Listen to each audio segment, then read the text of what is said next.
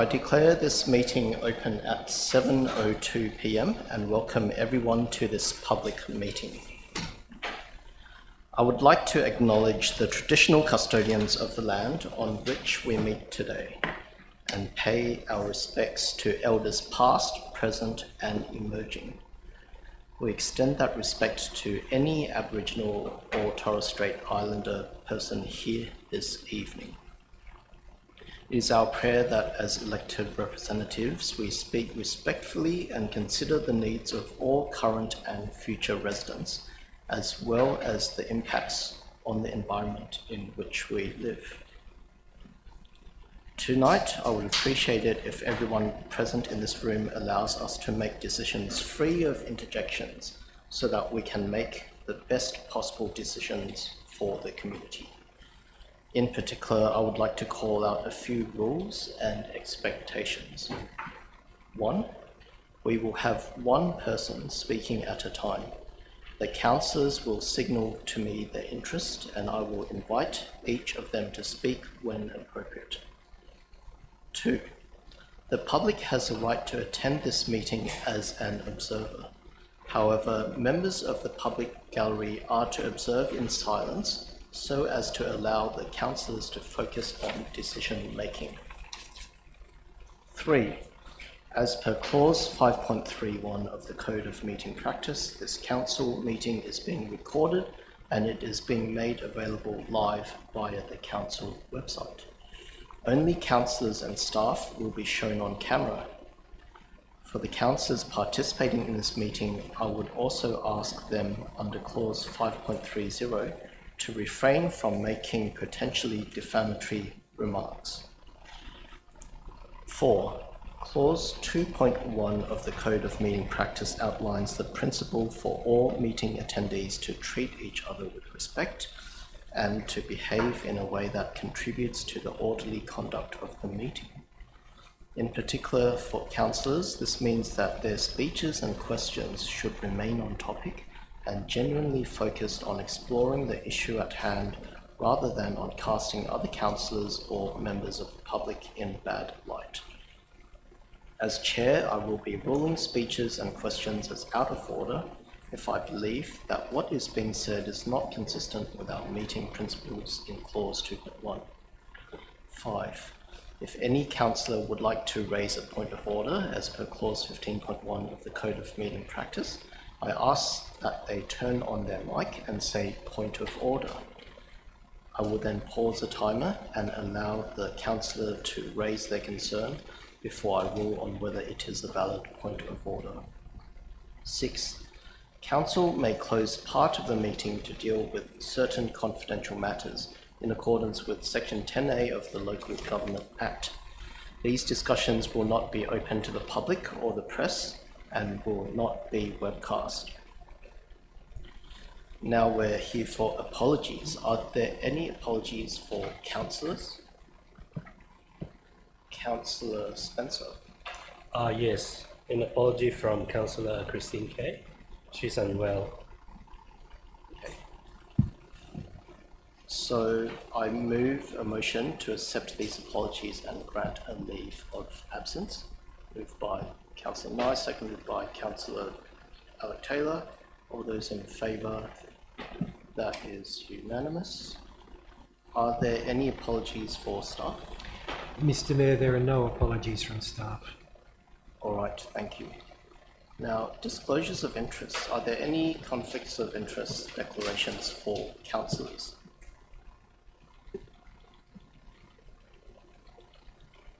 No? If not, we will move on. And are there any conflict of interest declarations for staff? Mr. Mayor, there are no declarations of interest from staff. Okay, cool. Now, are there any documents circulated in the councillors' papers to be dealt with at the appropriate time during the meeting? Mr. Mayor, there are 5 documents. The first is a memo to Mayor and councillors from the Manager Governance and Corporate Strategy dated 19 March regarding an error in minute numbers from 12 December Ordinary Meeting of Council. There is a Merrill Minute number 2 about housing policy updates. There's a memo to the Mayor and Councillors from the Director Strategy and Environment dated 12 March 2024 regarding GB11, the Ku-ring-gai Development Control Plan post-exhibition consideration of submissions, explanation of amendments. There's a memo to the Mayor and Councillors from the Manager Urban and Heritage Planning dated 18 March 2024 regarding GB12, the Glade Wahroonga Landscape Master Plan. And there's also a memo to the Mayor and Councillors from the Manager Urban and Heritage Planning dated 12 March 2024 regarding QN2, solar panels, batteries and electric vehicle chargers in heritage conservation areas. All right, thank you. And are there any reports to be considered in a closed meeting and not released to the press and public? Mr Mayor, there are two attachments relating to GB3, the status of Women's Advisory Committee. And those attachments are committee submissions and advisory committee member selection. There are two attachments relating to GB4, Arts and Culture Advisory Committee, and they are similar documents, the submissions and committee member selection. And regarding GB11, the Ku-ring-gai Development Control Plan post-exhibition consideration of submissions, there is an attachment, a confidential attachment, advice on signage and advertising issues. All right, thank you. I seek a motion for these reports to remain confidential, seconded by Councillor Wheatley. All those in favour, that the reports remain confidential, that's unanimous. Yep. So can I please get a motion to confirm the minutes of the previous meeting? So moved by Councillor Spencer, seconded by Councillor Lennon. All in favour, that's unanimous. Okay, now we are up to mayoral minutes, and we have two. The first mayoral minute is Vale Yolanda Lee, former alderman and deputy mayor. On behalf of council and the Ku-ring-gai community, this mayoral minute pays tribute to much loved former alderman and deputy mayor Yolanda Lee, who passed away in January this year. Yolanda was born in Pécs, a small university town in Hungary. In 1944, she boarded a migrant ship and moved to Australia, working as an assistant purser. With no English and in her early 20s, Yolanda was sent to a migrant camp in Bathurst before moving to Bourke. Yolanda continued to live in regional towns such as Cobar, where she worked as a clerk in a general store, and Lake Cargelligo, where she owned and operated a dress store. During this period, Yolanda would make business trips to Sydney, where she met an accountant named Alex. In 1955, Yolanda made the move to Sydney and married Alex. Yolanda went on to study accounting, and the two opened an accounting practice in the city. Yolanda, Alex and their son Warren lived in Wahroonga. It was here that Yolanda first began showing an interest in fostering a strong community identity within the area, and decided the best way for her to achieve this was through local government. Yolanda was first elected alderman for the Commonara ward in 1974 and continued on this position until 1980. In October 1978, Yolanda was elected deputy mayor with Alderman Richard Lennon as mayor, and continued in her role as deputy mayor until the 1980 election. During her tenure with Ku-ring-gai Council, Yolanda continued to push for greater community resources and for ways to bring the community together. The goal was for the people of Ku-ring-gai to have a sense of belonging to their community, and she worked tirelessly to achieve this.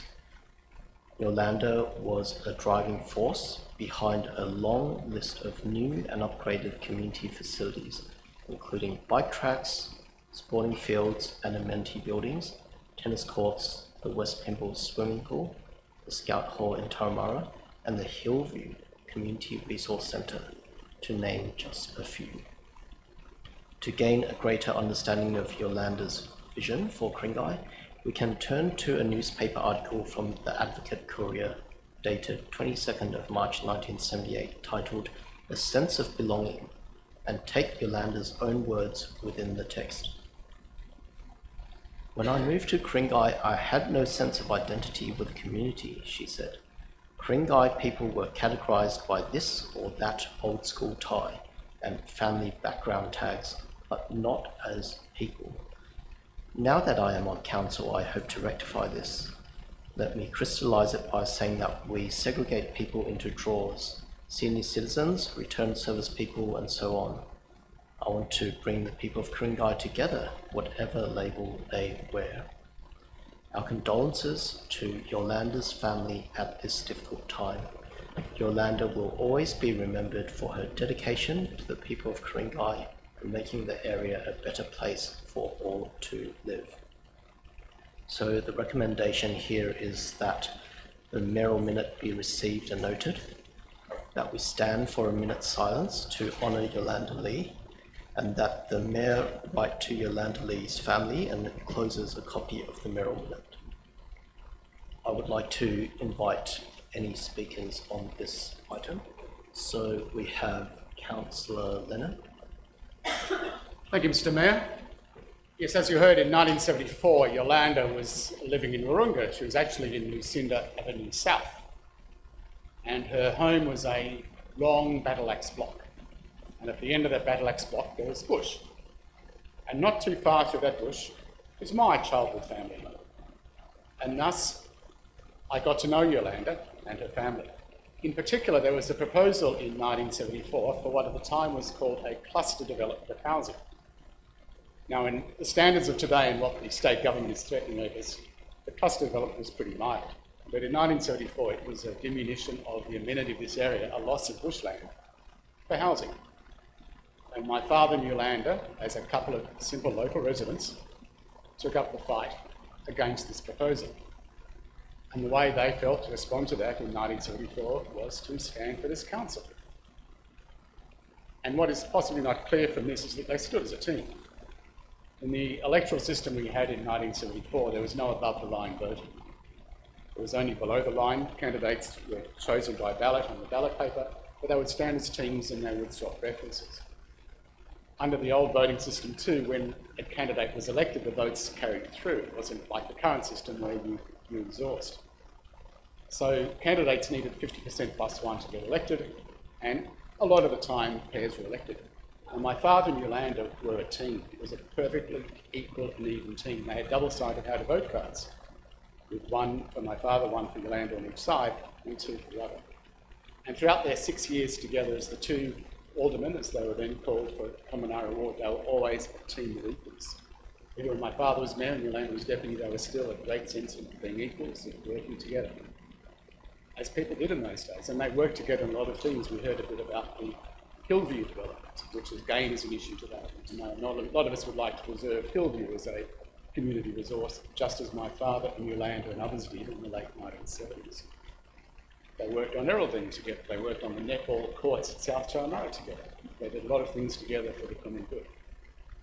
But of course, in every council we have challenges, and there was, at this particular time, a particular alderman who, I should say, by the standards of today, would be considered a pillar of the community.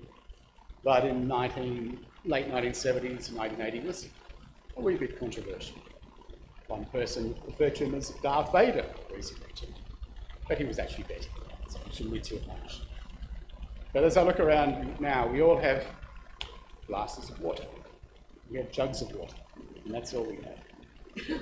But up until one particular council meeting in the late 1970s, possibly 1980, there were jugs of orange juice. And in this particular meeting, other alderman challenged Yolanda on a particular issue. Now again, by the standards of today, it was very moderate. This was chumminess by today's standards, but it was a little bit provocative at the time. And another alderman, actually Michael Kartzoff, whose picture is up there on the wall, I believe, former mayor, took great exception to what this other alderman said about Yolanda, and possibly not one to limit himself to debate. He picked up a jug of water, a jug of orange juice, and he poured it on this other alderman. In the middle of the council meeting, orange juice was poured. So for all our drama of today, there have been moments in the past that have actually been worse. We should keep that in mind. Might also be worth remembering that Michael was a Russian. Yolanda was a very proud Hungarian.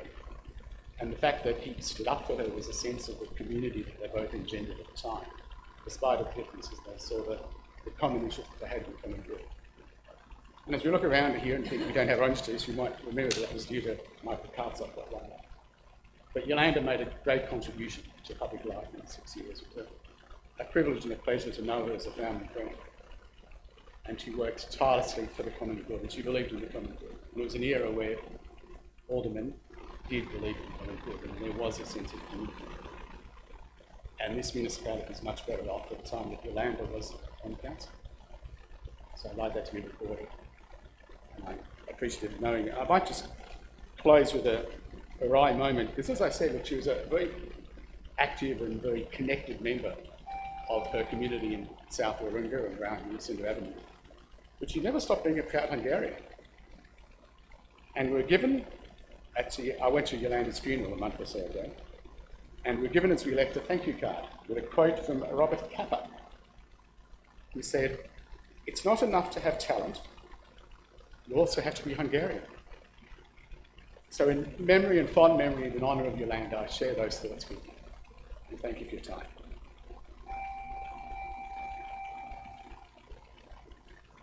If there are no other speakers, let's put this to a vote. All those in favour?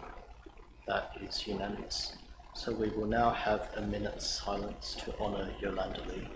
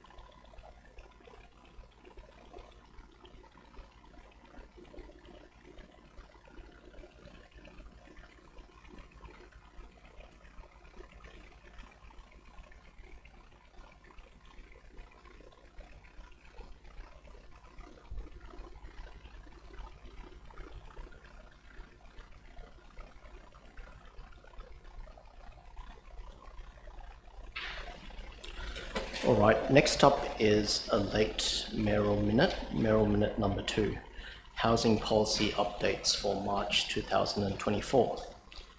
This mayoral minute follows MM3 from the 20 February 2024 ordinary meeting of council to provide an update for noting on local activity regarding the state Labor government's proposed housing policy. A meeting was scheduled with Paul Scully MP, the Minister for Planning, and staff from the Department of Planning, Housing and Infrastructure on 29th of February, where the Mayor and Council officers were in attendance. At this meeting, key points from the Minister and Planning staff were that 1. The transport-oriented development stations were based on robust modelling and had identified Roseville, Linfield, Killara and Gordon as stations that could handle additional development within a 400-metre radius. 2. He was of the view that local government still had the power to assess 6 to 7-storey developments against heritage conservation controls, and that heritage controls were not being taken away. Council officers indicated that this was not their understanding of what is proposed. 3. Associated infrastructure could be funded from the recently established Part 7 housing and productivity contributions, although there was no commitment at this stage as to the criteria or quantum of funding. 4. While the TOD SEP was said to be coming in April 2024, there was scope for a 6-month deferred commencement if Council can come up with an alternate LEP that matches or exceeds the dwelling targets. The Department will get back to Council to state what these targets are later in the week. 5. That under a new LEP, density could be shuffled from one station to another, for example, Roseville to Linfield or Killara to Gordon. However, he will not allow a station to be entirely removed from the TOD program. On the following day, 1st of March, the Department contacted our Acting General Manager to inform him that 1. Each of the 4 train stations had a 4,500 to 5,000 dwelling target. 2. If Council were to propose the shuffling of density, it could be 4,000 in one centre and 6,000 in another. But the expectation was that each of the 4 stations will serve as a TOD centre. 3. While a deferred commencement could be offered, there was the expectation that some of the centres should still commence in April, i.e. there had to be imminent action. In subsequent discussions with councillors and staff, there was limited appetite to implement a new LEP within 6 months because it would essentially cut out careful planning and community consultation, and it was against the Department's own guidelines for the timeframes to implement complex changes to an LEP. It is my understanding that staff are preparing a report to explore next steps, and this will be considered at the next meeting of Council. So the recommendation is that Council notes and receives this mayoral minute. Just seeing if there are any speakers to this item. If not, let's put this to a vote. All those in favour? That is unanimous. Next up, we have petitions. So just checking, do any councillors have petitions that they would like to present?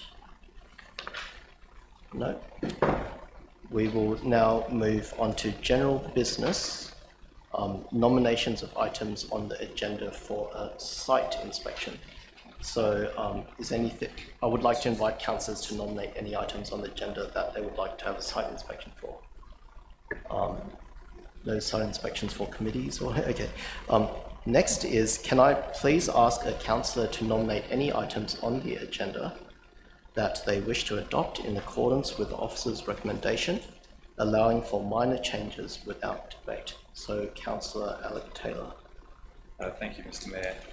I'd like to propose the following items to be moved without debate.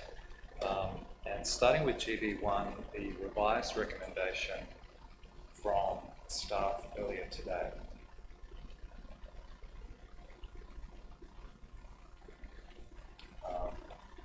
Do we need to review this and withdraw it, or? I'm happy to read it out. Okay, so the revised or the suggested wording would be, we move that Council receive and note the minutes from Active Transport Reference Committee meeting held on 8th of February 2024 and defer consideration of community consultation on 30 k's per hour trial areas to allow 1. The issue to be included in the upcoming community satisfaction survey, and 2. Preliminary consultation to be carried out with Transport for New South Wales on potential trial sites. And the motion that we are moving tonight is just part 2 of that staff recommendation earlier today. So to allow preliminary consultation to be carried out with Transport for New South Wales on potential trial sites. Okay. Would anyone like to withdraw it? Okay, moving right along. I would also like to propose GB2. We'll skip over the next couple.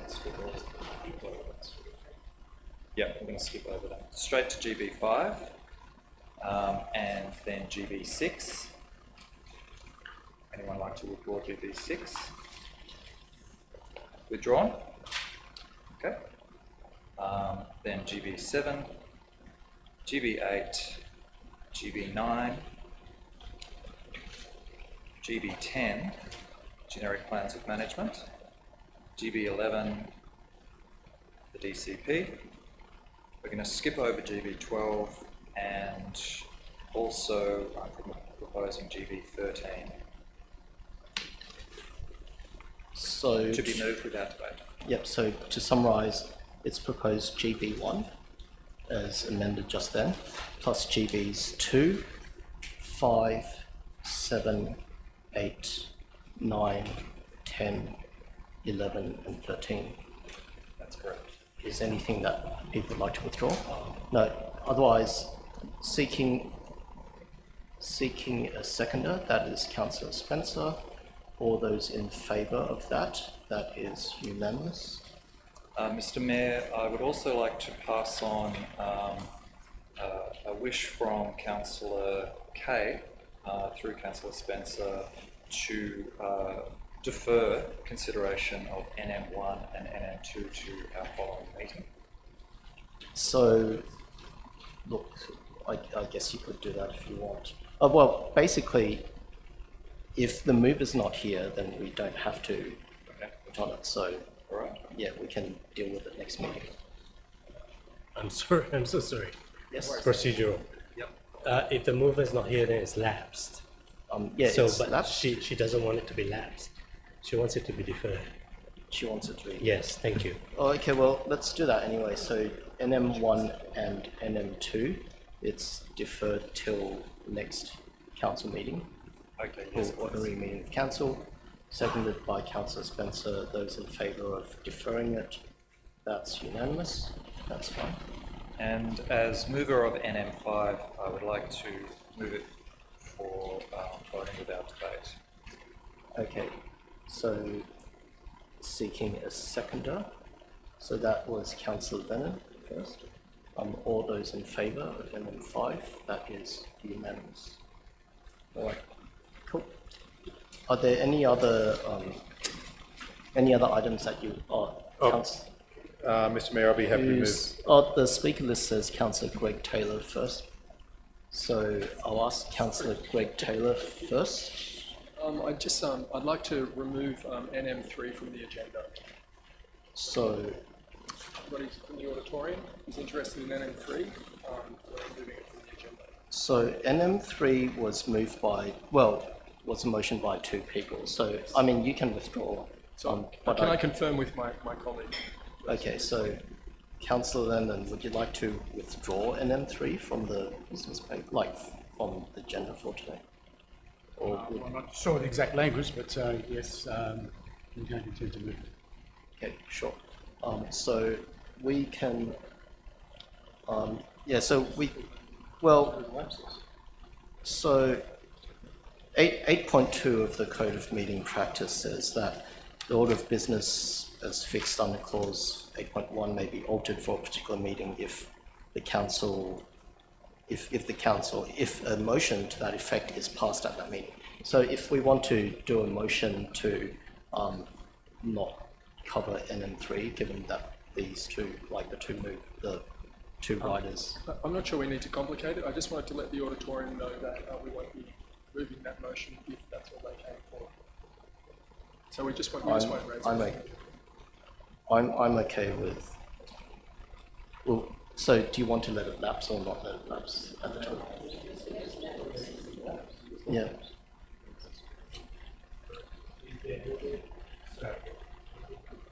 No, there is no lapse.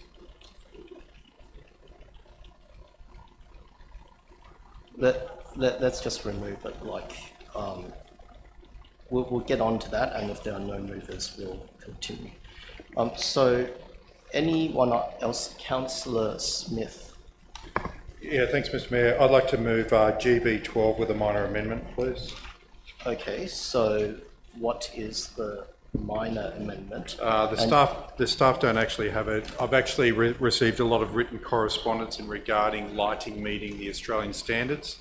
So I'd be happy to move GB12, noting that prior to proceeding with any lighting, that we seek an independent company and make sure that it meets Australian standards as far as it goes with the lighting on the glade. Thank you. So just checking, Councillor Greg Taylor. Would you like to withdraw? That is one of my points in my amendment. So it's withdrawn so that we can further debate it later on. So anything else?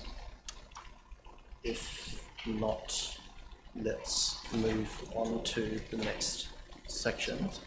So we are now up to general business, considerations of reports to council. And the first item on the agenda is GB3, the status of Women's Advisory Committee. The first light on is Councillor Kim Wheatley. Do you have a motion? Yep, just want to move an amendment. Chris, can you bring up motion? Yep. Amendment. That was what I was doing before. I'm doing nothing. We're taking it out.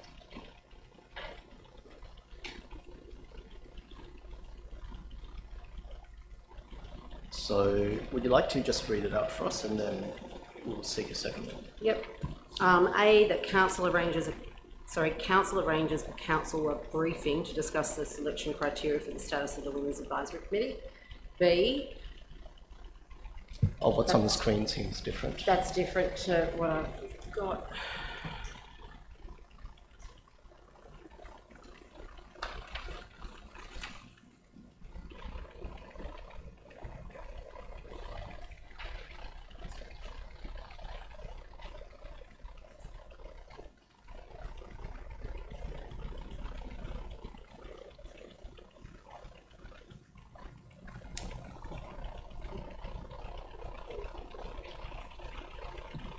All right, so feel free to read out what you are proposing. Okay, B, that an updated submission form be developed for the for the status of Women's Advisory Committee and staff report back to council. C, following council's endorsement of the status of Women's Advisory Committee submission form, that 47 applicants be asked to complete the updated form and that staff report back to council with the recommendations for community members. And then D, that the terms of reference be amended so the councillor can be nominated as the deputy chairperson. All right, and seeking a seconder, that is Councillor Ward. So Councillor Wheatley, as the monthly, annual, whatever. So as the mover, would you like to speak to this? I'll present my right. Okay, Councillor Ward, a seconder. I reserve my right, thank you, Mr. Mayor. Right, and we've got a Councillor Greg Taylor. Would you like to speak? Just a quick question to clarify. So point C, so does that mean that the submission form has to come back to a council meeting? Do we have any opportunity to say which meeting that would be? Could we make it next meeting?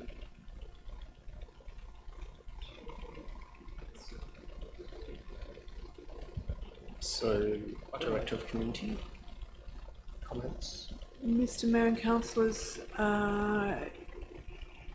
we could probably try and get it back to the next meeting. I'm just thinking when the deadline is for the next one. It'd mean probably writing a report next week. Next week, isn't it? Yeah. Yeah, oh. It's potentially a bit rushed. Do we need to put May in there? Is that all right? Yeah. Can we put May in there? That's fine.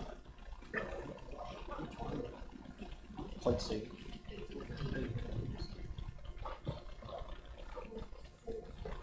That's it.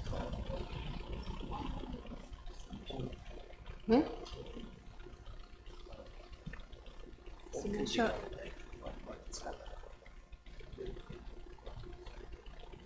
Next Friday. Okay. Mr. Mayor and councillors, what this means is that we can get a form back to the next meeting at council.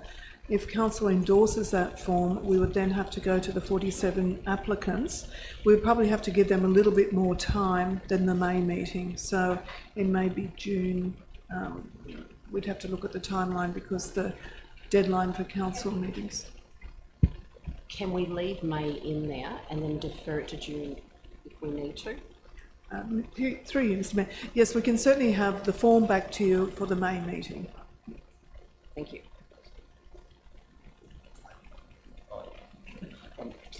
So, are there any other speakers or queries to this? If there are no lights on, Then let's, Councillor Wheatley as the mover, would you like to sum up?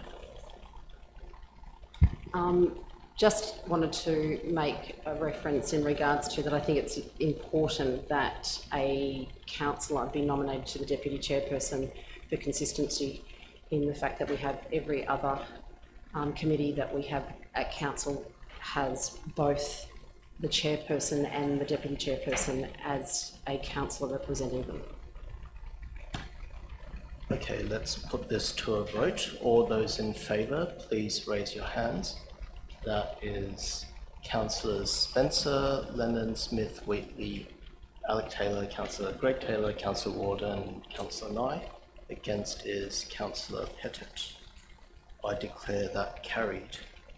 So next up is GB4, which is the Arts and Culture Advisory Committee, seeking a motion. Councillor Ward, you have your light on. Thank you, Mr. Mayor. I'd like to move that we withdrawn it and that we go into confidential to discuss this. So my suggestion is that if we are going to withdraw it, go into confidential, perhaps we can do this at the end of the meeting. So I would move under clause 8.2 that we change the order of the meeting to have this dealt with at the very end. Seconded by Councillor Smith. All those in favour, that is unanimous. So GB4 will be dealt with at the end of the meeting, after the questions with notice. Next up is GB6, the delivery program 2022 to 26 and operational plan 23 to 24. December 23 biannual report, seeking a motion for GB6. I had a question. Councillor Ward. I had a question. Mr. Question, Mayor. yes, sure. Thank you, Mr. Mayor. Can I begin by saying thank you to the staff for that report. It's an excellent report and the work that's been done. I have a question through you, Mr. Mayor, I think to Director Watson. On pages 210 and 219 of GB6, it indicates that the study is on hold, resolution, as per resolution of 16th of November 2021. Would you mind letting us know where this is at, please? Because the resolution said the council reject the conditions in the letter approval 1 to 12 issued by the Department of Planning, Industry and Environment on the 16th of July 2021. And further debate on this matter be taken, be under the authority of the newly elected council in 2022. The matter was resolved, which was moved then by then councillors Anderson and Smith. Thank you. So, Director Watson, is that question clear to you? Through you, Mr. Mayor, it is. The matter was encompassed in a number of conditions attached to the housing strategy, which council at the time didn't endorse. So it's effectively been on hold since the time council rejected all of those 12 conditions, and will stay there until council takes a contrary or alternate position. All right.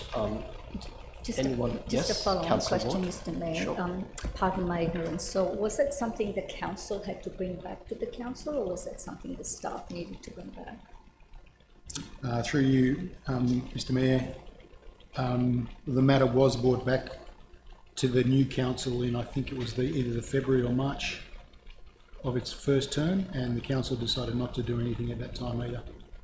It simply received and noted the report. Now, that report was sitting under the heading of, I think it was a statement of ministerial expectations. Correct, thank you. Yep. Are there any other questions on GB6? We still don't have a motion though. So Councillor Smith's light is on. Mr. Mayor, I would like to move the officer's recommendation. Seconded by Councillor Alec Taylor. So Councillor Smith as mover, would you like to speak to it? No, Mr. Mayor, I think it's pretty straightforward. Thank you. Cool. And then Councillor Alec Taylor. Thank you. All right, are there any speakers? If not, Councillor Smith, would you like to sum up? No reason, thank you. Right, thanks. Let's put GB6 officer's recommendation to a vote. All those in favour? It is unanimous. Next up is GB9, which is the draft open space and recreation needs study post-exhibition. Just looking for the lights to see who has a motion for GB9. Have we done GB9? Let me check. We've done that. Oh, GB9 got done. Wow. Okay. Cool. GB12, seeking a motion. Councillor Greg Taylor's light is on. So, Councillor Greg Taylor. I have an amendment. Motion. Just Sorry? call it a motion. A motion? Yep. I hope that isn't amended. I'll just go through all of this, so it's very clear for everybody. So yeah, point A is to adopt the master plan as per the recommendations. Point B is to prioritise the installation of a footpath along the southern side of the glade, which is the street that accesses the glade sporting field, for the 2024-25 financial year. So whenever it rains, prams have to push down the middle of the street there. They can't access the footpath, and it is quite dangerous. The last sort of 3-4 years we had lots of rain. There was lots of complaints about people pushing prams down, so I think this will help the safety and pedestrian access. Yeah, we're doing the motion. So could you please read out? I'll just read this out. Read this out, and then we'll seek a seconder. Okay. Oh, and then we need the seconder. Yes. Okay. Yep. Fantastic. So C then is before installing LED field lighting on the playing field, an independently contracted lighting study be brought back to council, clarifying the design complies with the Australian standard. Control of obtrusive effects of outdoor lighting. D, upon the approval of this master plan, prioritise the planting of all screening vegetation and no-mow zones. Noting these areas should be designed to minimise light pollution, to enhance and help preserve the locally indigenous blue gum eye forest ecosystem present on the site, and designed in accordance with principles of crime prevention through environmental design. And then the final one, E, allow all screening and no-mow vegetation to be suitably established before any field lighting can be installed. So seeking a seconder for that, we have Councillor Alec Taylor. I'm going to say at this point in time that, look, if councillors like most of this but don't agree with a certain point, you might want to move that we deal with it in seriatim rather than having an amendment and going on forever. So just keep that in mind. But now, Councillor Greg Taylor as mover will get you to speak. You have 5 minutes. I can speak now. Great. Jumping on a few times. Okay, so I'd just like to highlight the changes that have been made to the master plan since it last came to council. So we have formalised parking along the Kura Avenue there, which will require design and approval later down the track. We have additional screening planting that's on the master plan now, which was asked for. We have an upgraded track between Kura Avenue and Tandera Street, and we have drainage improvements. So there has been work done since the last time this came to council, which I'd just like to note. So we have an increasing population. We have to acknowledge that our population is planned to increase quite considerably, especially if these new housing reforms come into play this year, and we need to accommodate that. We need to upgrade our community facilities to accommodate this loss of population. And one of the things that does generally need to happen is that we have to start with the glade. So with the glade, it's not really if we can have lighting, it's when it's going to happen. We need to sort of acknowledge that that's the case. So I just go through and explain what I was doing before of each point. So point B, yes, is just to improve the safety and pedestrian access of the area, particularly when it's raining and when all parking spaces are full. There's very limited access there. So that will ensure safety of particularly people with prams, particularly in wet weather. Point C is to provide assurances to the residents of the area that we acknowledge that we have to abide by the Australian standards, and we'll do everything in our power to make sure that they do abide by these standards. Point D is to outline specific design for the vegetation that we're hoping to plant there to minimise light pollution. And so that is to, like it says there, to enhance the Blue Gum High forest, to make sure that it is designed in accordance with crime prevention through environmental design, and just obviously to minimise light pollution into private property. And finally, point E is to allow for the appropriate time for the vegetation to establish, to maximise or to minimise light pollution. So we need a certain amount of time to pass so our screening vegetation can grow and to protect the neighbouring houses from light pollution. That is everything from me. Yes, I think this ticks all of the boxes. We can't come to any more compromises that will help everybody as much as this. So I hope that you can support it without going to the screen. Thank you. So, Councillor Alec Taylor as seconder. Yeah, thank you, Mr. Mayor. I'm not super familiar with the site. I've been there a few times. I've been there for inspections, and my son has actually played soccer there. I just wanted to say that I love master plans. I think they're fantastic. And that in 2015, Council approved a master plan for Roseville Park. Since then, we have been slowly and steadily implementing a gradual set of changes. It is now a fantastic reserve. The community love it. It is incredibly well used. And my point is that it takes time. So I'm a little uneasy about waiting for the lights for the footballers on this field. But I think that we're doing this for the long term. We're not in a rush here, and master plans take time to implement anyway. So I'm comfortable with this idea of us waiting for this vegetation to be suitably established before any field lighting can be installed. All right, thank you. Before we get Councillor Smith to speak, I'd just like to point out that we've got this funny point E, so if we just delete E and F becomes E, that would be great. Yeah, there we go, awesome. Now, Councillor Smith, you're up next. Mr. Mayor, thank you. Just like to thank you, Councillor Greg Taylor, for bringing this forward. I appreciate what is trying to be achieved here. I believe that we're all here tonight trying to achieve the same things. Hopefully, I can just get to the bottom of a couple of things that might clarify a couple of points. Just in relation, a question through you, Mr. Mayor, through to the Director of Operations.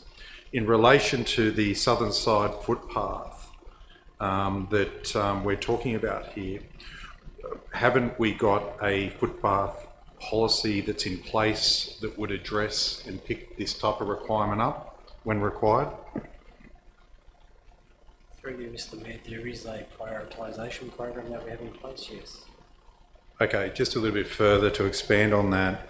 I'm assuming we've got, well, I'm not going to say I'm assuming, I know that we've got a merit-based thing involved, and one would assume that if this was to proceed and there was a footpath required, that would be quickly prioritised, which would negate the requirement for this to be in this motion. Is that correct? Through you, Mr. Mayor, we could do it either way. We could do it with the resolution, or we could do it on looking at the priority of next year's rolling program. Okay. The next thing would be, I think that where it gets a little bit ambiguous, and this might be, Mr. Mayor, a question through you to Director Watson, just in relation to screening what's acceptable. Whenever you use a wording, what's acceptable screening and everything, is this sort of a normal thing that we would actually attach into it to what's acceptable versus just obtaining some type of screening or putting something in place, because one person's acceptable may not be another's. I think that's my concern, how that could be looked at. Through you, Mr. Mayor. I don't know that I want to take particular issue with point E. I think the intention is pretty clear, that it be done as a matter of priority, bearing in mind that there's no funding for the lights anyway. Earlier versions of this motion had years attached to it, but that doesn't necessarily guarantee acceptable height has been reached either. So on the basis of this is a reasonably controversial element of the whole plan, there isn't funding available in the short to medium term for this project. I was quite comfortable with it. And a council of the day could, decide what is acceptable at that point in time. Okay, no, that's fine. If we're all happy with that, then just the other thing I think that's important to note, one thing that the residents have been very clear on. There's been a great concern about it meeting Australian standards, not a seller of the lights, if you like, is what's been said. I'm very comfortable with what's in here, that it meet Australian standards, because I believe as a council we actually have a requirement to make sure that it has actually been looked at and it does meet these standards. Otherwise, we would be held accountable for that, one would assume. Through you, Mr. Mayor. Yes. Thank you very much. Councillor Spencer. Thank you. Just a follow-up question on the footpath. Through you, Mr. Mayor, to the Acting Operations Director. The footpath, this particular one, I'd like to know where is it in the queue, and if this is passed, will this footpath bump another footpath off the list?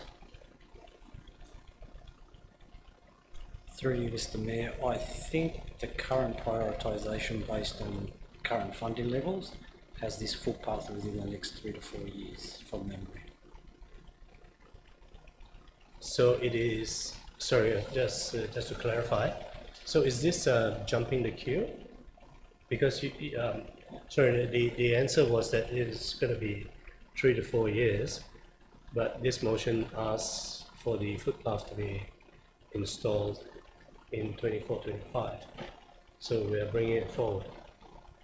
If the resolution is that, then we would have to look at the prioritisation of the current program. Right. So one more question, if I may. So would it be fair that if this is to jump queue or bump someone off the queue, then a footpath should be taken off from Komanara, because Warunga Ward has a serious backlog of footpath. I'm not debating, I'm questioning whether would it be like 1-for-1. Through you, Mr. Mayor, without knowing the exact details of the program for the next couple of years, we would look at balancing against the wards. Right. So, thank you. So, final question is, would the mover and seconder reconsider the dates there because of the concerns that I have? If this footpath is to be installed, I have no objection against the footpath. My question is whether would you reword it in such a way where it will not bump a footpath that's already a backlog for the last 3, 4, 5 years? Yes, I'm not sure how we could reword it. So my understanding was that, and I think you said me, it was the priority for this path was 4 to 8 years, and I mean that might be fine. That could be fine. We might not get lights in there for a number of years. So if the path doesn't go in for another 4 years or something, that's okay. But we can change this to this financial year or next financial year. Would that ease concerns? Can I answer that? So I'm just thinking aloud here, because the acting director of operations was saying that it is already in the queue for the next 2-3 years. Could we just maybe word it in such a way that it remains in the queue and not be pushed down further or something like that, but not to jump queue as well? If I may, in also answering your question, Councillor Spencer, I'm just wondering if we just remove the words for the 2024-25 financial year, just prioritise the installation. I think that would signal the intent to operations that this is an important part of the overall intent, even though it's not technically part of the master plan, that this is associated with the master plan. So as mover, are you supportive of that? Yes, I'm supportive of that. Okay. If that's fine with everybody. Councillor. So are there any other speakers? If not, then I'll get Councillor Greg Taylor to sum up. Councillor Leonard, you had a question. I was going to ask whether the study is really necessary to pick up some questions earlier, given the necessity for the lights to comply with the law and to comply with the standard. My immediate concern is that the study becomes bureaucratic and doesn't actually add anything. The lights will comply with the standard if and when they're installed. I just wonder whether we need item C.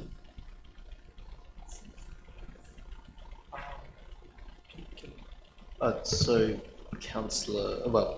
Director Watson, would you like to answer first? Through you, Mr. Mayor, I don't understand that to be anything different to what we would do anyway. We would do a lighting design that complies with Australian standards. What this is simply asking is that the matter get referred to council. So we're technically not doing anything that we wouldn't ordinarily do other than referring it to council. So this is just to clarify with all the residents that this is actually being done. These are the documents that have been brought to council to clarify that it is following the standard. All right, if we have no other questions or speakers, I'd ask Councillor Greg Taylor to sum up. I reserve my right. Thank you. Right, now let's put this to a vote. All those in favour? That is Councillors Spencer, Lennon, Smith, Wheatley, Councillor Alec Taylor, Councillor Greg Taylor, Councillor Ward and Councillor Nye. Against is Councillor Pettit. I declare that carried.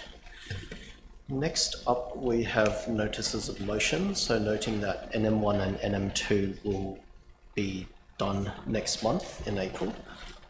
Also noting that NM3 does not have a mover, so that lapses.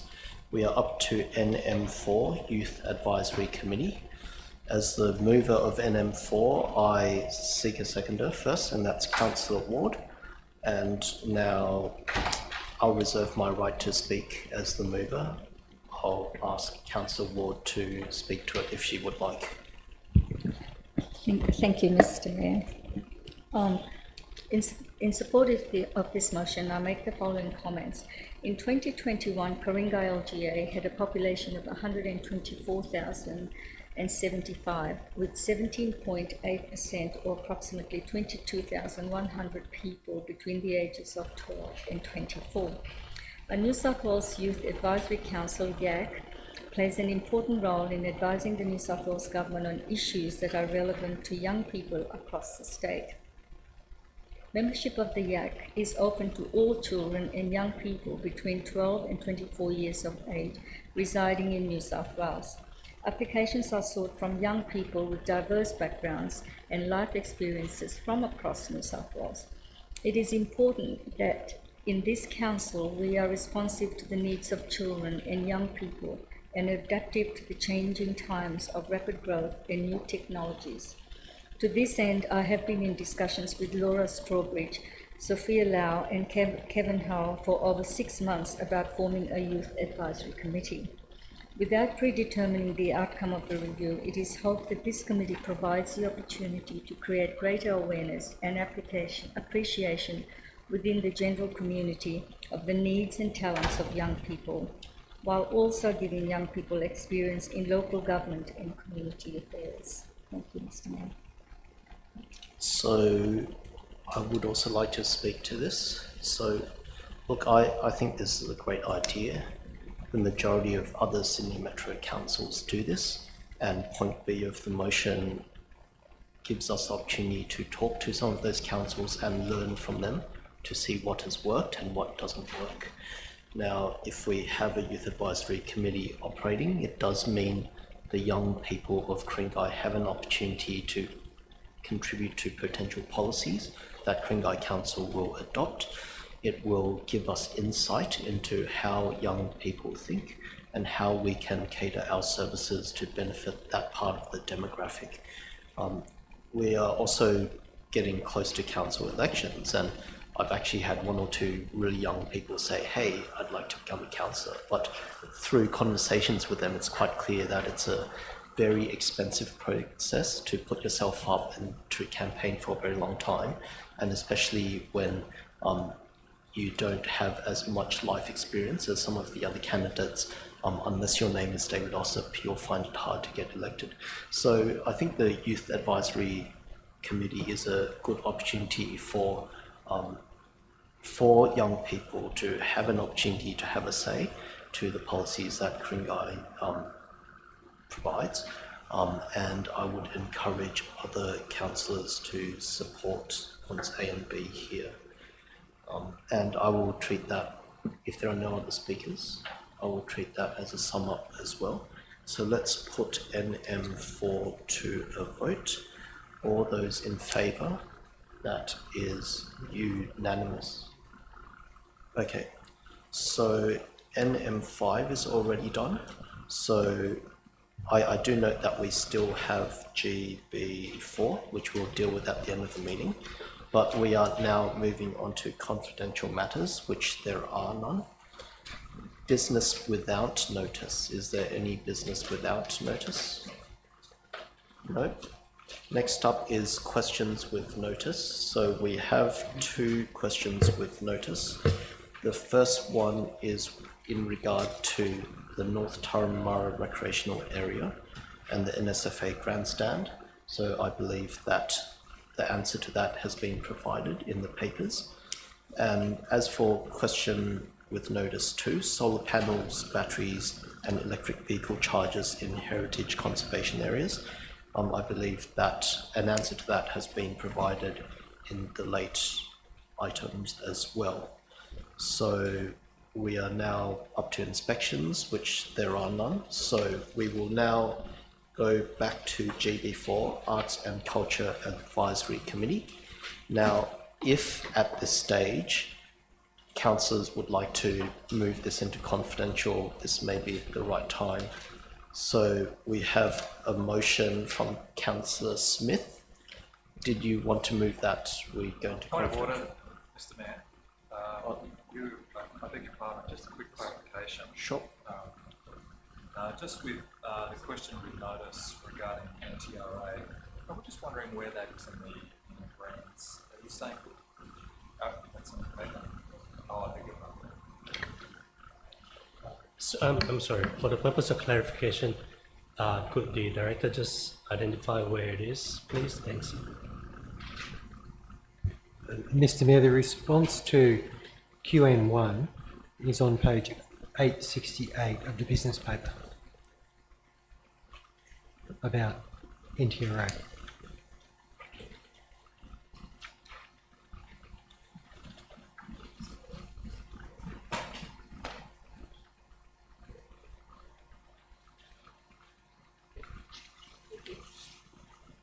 Okay, so that's been answered.